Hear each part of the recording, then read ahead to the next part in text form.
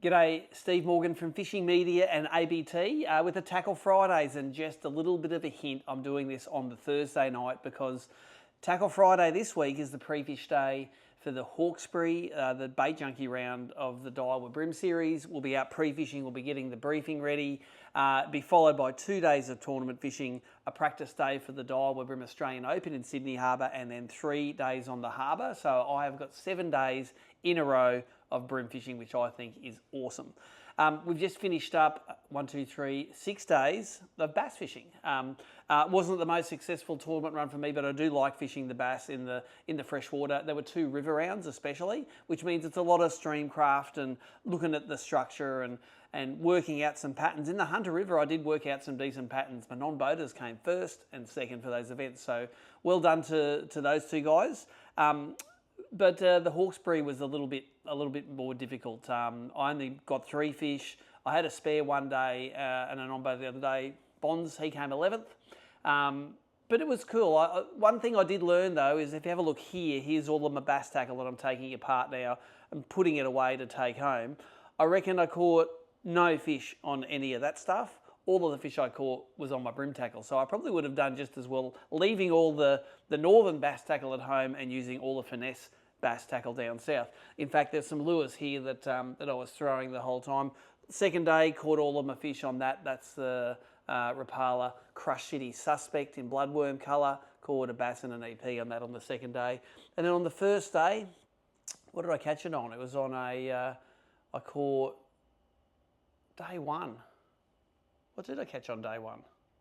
Did I catch any fish on day 1? I did. I caught one. Oh, I caught it on a crankbait. It was on a little Daiwa spike up a little creek. Unfortunately, I couldn't get further up that creek because there was a houseboat moored in there. It had ropes all over the joint. So anyway, bass is done. My fishing fitness is good. Another week should be no worries, even though from a traffic point of view, Sydney is the nastiest place on earth. But from on the water, it's really cool. The Hawkesbury River is a really, really diverse bream fishery as well. So I've got all my rods and stuff rigged up. I'm going to take you through what I've got rigged up at the moment, which should do me for both of the arenas, Hawkesbury and Sydney Harbour. But a few things I might show you is what I keep in my spares department. So when I go to rig up, there's a couple of important things I have. Have some pairs of scissors, so some like surgical scissors for cutting leaders. Little pair of split ring pliers. These are I think these are called World's Best Split Ring Pliers. I actually have 3 pairs of those. I use them for actually unhooking fish in the boat and for rigging. They're pretty cool. And I have all of my leaders in one of these atomic gear bags that they have. We got these at an event a while ago. And I actually keep all of my Daiwa X-Link leaders all sitting there. There's some more fluorocarbon there. It all sits in one thing, as well as these. This is my $2 pair of magnifying glasses, so that every time I go to put it through the hole, it gets through there. That stays in this kit as well, and that comes to the cabin for rigging. It also goes into the boat. So if you're getting older and I don't want to wear my Maui gyms with the magnifiers underneath, I just have that pair of magnifiers there, and that's my important rigging kit, which goes from boat to cabin. So it's sort of aired out as well. I don't mind these Frogleys bags. They're actually quite decent, so it's found a home for that. The other thing I have though is I have this box. This is a box of spares and bits and pieces that I find that if not used during the day, I use while rigging. I can't show you what's in there. They are Daiwa prototype jig heads that you can't see yet. But let me go through what's in this box. There is a whole lot of goodies stashed into a small area here. First I got some spare scents. If I go through all my scent, I can pull a spare one out. This is stuff I'm using at the moment called the Dirty Sauce. 2 sorts of tubes there, normal tube, there's a little carabiner tube as well. I always have a fair bit of scent. For me, black bream, it's important to have the scent, a bit more important than yellowfin bream, but I find myself using this all the time because, hey, it can't hurt in there. Even though I have a big thing of jig heads in the boat, I carry some spare jig heads here as well. So I've just got some spare ones here in case I run out of any certain sizes that I use. I'm not a huge plastic fisherman, but I'm sure I've showed you before they're a little 1/35th of an ounce VMC grip R, for really lightly weighted bream presentations, up into heavier VMCs there. I carry a whole range of worm hooks actually.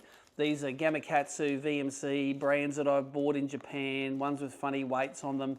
Just so that if I want to fish anything weightless or anything Texas rig, I've got the hooks there to do it. They don't take up a lot of space, and if you keep them rubber banded like that. I have some of the Atomic Trick Bits weights. These are pretty good if you want to make things sink faster or if you want to turn a floating lure into a suspender.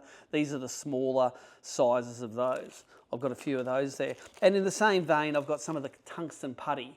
I think I found that at Manning River Marine, that actually. That soft putty that you just mould onto your lures. You can't find that everywhere, but I think Manning River Marine had that for me last time. I've got some spare split rings. I've got some Daiwa and some Duo split rings here, so I keep a whole range of different split rings. They don't take much to have their spinnerbait trailers. I carry some spare little BKK clips. They're ones that if you lose them off your blades, they stop your line from wearing on the metal. So I carry a few of those there. More split rings there. More clips. Here's something interesting. Here's some really, really small Texas rig weights. So if I want to make one of my weedless into a Texas rig, I actually have some small tungsten weights here, keep it in one of these little small boxes. So those I've got there, got a few assist hooks here, a few little tiny snap swivels, and check these out. These are a little, you put them on your hook and they actually stop plastics from sliding down your hook. So little accessories like this, I just keep them there because one day I'm gonna need something like that, and I've got them sitting there. They're little rattles, they're little glass rattles you can push into your plastics. So all the little fiddly things I keep in this box here. What else have I got? Got some of Starlow's resin heads. If I want to fish a lighter, nearly suspending jig head, I'll grab a resin head out. I've got more spare jig heads there. These are from Atomic. I've got a whole lot of bait junkie ones here, so there's a whole lot of spare bait junkie jig heads in that end. I keep a lot of these are single hooks as well, and both brim and for bass. I find I use a lot of these in snaggy country. They've got the sideways eye in them, which means when I rig them on a snap swivel, on a split ring, I can have them running backwards and upwards, which makes them really, really snag proof. So for brim lures, I can use small ones like this running through the mangrove roots. If the brim are feeding up in the mangrove roots and a treble grabs every single time, you can either use double hooks, or I like to use the more free swinging single hooks in there. Or for the bass sizes, if I want to put that on a lipless crankbait, I can wide it through the nastiest of structure, and I'm ready to go. So single hooks I have sitting in there. Also assist hooks. So I've got some spare assist hooks here from various brands. There are some Duo ones there that I've got. I've got some Eco Gear ones, and I've got some BKK strikers and Shore Patrol, various size assist hooks. So whether that's to put on my top waters when they're biting finicky, to replace the ZX hooks, or to make anything a little bit more sticky when the fish are biting finicky, I've got some of those in this box as well. There's a lot in this little box, as you can notice. I've looked at this. Here's a little thing of Dan Stead's number 14, little sort of a heavy duty, heavy gauge treble that I use on stick minnows, and they will not get chomped up by a brim as much as some of the other fine gauge trebles. I've got those there in with the number 1 split rings. Look, 2 little tiny boxes there, all ready to go. It's all about storing it efficiently. I've got these things are the best. I got these off Steersy years ago, left and right, so they got an L and an R on them. Crab claws. So if I want to replace some crab claws, I can definitely do that. I don't bring the legs with me to do in the field, but if during the day I've got a crab which is whacking them, I can swap those crab claws out. I'm the worst person in the world at actually getting them on the right way, but I've got the right one. Every bass fisherman, of course, needs a hypodermic needle for fizzing or venting fish. That's to let air out of their swim bladder, keep it there. Also good for letting infected fingers out if you get an infected. And the other things I've got here are some spare trebles. Now, I've really fallen in love recently with both the price and the quality of the Duo trebles. So I've got about half a dozen packs of the Duo trebles here, 10s, 12s, 14s. They have them specific for the sort of lure, but I find you can use them for nearly everything. You will find these trebles per unit are cheaper than anything else in your tackle shop at the moment. It just happens to be there are a quantity of them, but they're definitely not as expensive as some of the from the smaller packs. I still have some of the old, you might remember the old Daiwa Sax trebles. I've got some of those. I'm pretty sure Mo Tackle have got a whole heap of these now, and some of the decoys as well. You know, great for replacing on an atomic crankbait. So apart from that, all that's left in there is a hook sharpener. So if I've got some of the bigger hooks, I can sharpen them there. So there's a mountain of stuff that sits in my little gimmicks and gadgets bag. All of my bass stuff tomorrow is going to come out of the boat and go into this tub, and all the brim lures are going to go in. I'm not going to show you through all of those now, but I have got boxes here for shad style lures, fat lures, jerk baits, shallow and deep, blades, stick minnows, everything. And the reason I like keeping them in these Daiwa boxes is, and this is for SXs here, look how thin they are compared to a 3700 Plano. They're actually quite tall, those boxes. And because brim lures are generally pretty small, a collection that used to be this high in big boxes can now be this high in smaller boxes. To that, I add my mussels. So that's where I keep all of my mussels, light, heavy, lil musses. I've got some of the pygmy musses in there. So no matter what size I need the mussels in the day, got the Outback Brimmer baits, got some of the Joey Gardner ones in there, all ready to go. So my muss box goes in there as well to be swapped out. My crab box, this is how many cracker crabs I carry with me. I've got some of the big ones there. I've got some of the smaller ones there. They're probably 2/3 heavy, 1/3 light. I've got myself enough brand new crabs there to get me through a whole week of the Australian Open. My aqua box, here you go. This is, my aqua box has got a whole lot of aqua in there, mainly the white, the salt and pepper colour, but there are some colours in there as well that are a little bit different. I've got some maracue crabs in there as well. We're going to be telling you about those in a few weeks on Tackle Fridays. I've got some developments happening there as well. But along with the aquas, hey, what better place to keep all of my 1.0 Van Fook Magic Beak and number 1 Magic Beak hooks.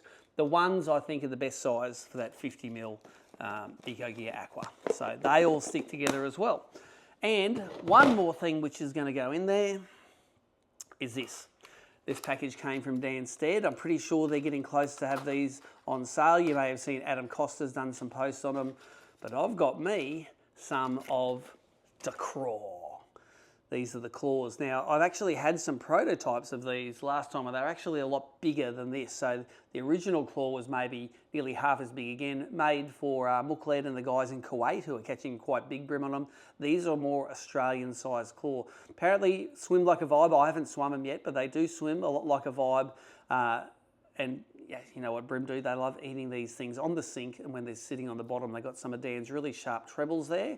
I'm definitely going to try one of those out, both on the Hawkesbury and on the Australian Open practice days, to see how they go. So if you remember Maxwell Smart in the old days, not the claw, the craw. So got some of those that are going to go in there as well. Let's just have a little quick look through what I've got together. I might be able to take that off you, Nicole, and I can do it here. Thank you for holding it at the moment. On the rods here, I've got a little Gekkerman here. This is with one of their prototype rods, but the reel, I've just taken the 6 pound straight through off that and put some 4 pound 131 suffix on there, some 7 pound leader with one of the craws. I've got a crab and a mussel rod here, both with 4 pound straight through, crab, mussel, jig head over there on braid. That's all pretty standard. But over this side, this is the optimist in me thinking that there is going to be a top water bite happening. When I was up the Hawkesbury, the water was up to 22 degrees Celsius. So if that water stays that temperature down this end, I think we may well have a top water bite. And I'm harking back to 2017, where I won the Open on top water. It's got to happen again 1 year soon. Got my Eco Gear Aqua Rod. That's the 7'4" solid tip in-feet EX with some, usually some 6 pound braid, some 7 pound leader on that. Of course, I've got a crankbait on this one. This is a standard for the Hawkesbury, the Atomic Ghost Gill Brown 38mm hards. That's on some 3 pound straight through and on one of the SK in-feets. I've got a matching pair, left and right tuned zip baits there. Can't do that. Look at that. I've even got Jamie's favourite colour. I had 2 of those from that he won the grand final on last year. Not that I think it makes that much of a difference. For me, the confidence is all about getting close to the boat, not what colour it is. A couple of prototypes in the corner there. But here we go. This is harking back to Malakuta. There's a hybrid shrimp from ProLure on some 2 pounds straight through, a stick minnow on some 2 pounds straight through. Both of those are on the 7'5" EX ultralight fast end feeds. And last but not least, this was my upgrade bait last year. This was the big crab, the big 60mm crab. This is on some like 10-pound braid. I might even have 12-pound leader on that. This is for throwing in the nastiest stuff on that Steve's BFS. That's, I think, a 7 foot. 7 foot in feet might be another prototype. Check out that BFS reel handle there. Very minimalist. Been using them for a while. They're pretty cool. So that's what I've got. It's going to go in the boat. All of those things are going to get packed in tomorrow in those rod sleeves there. The cabin is ready to go. Thanks, camera person. Give us a thumbs up for Tackle Fridays.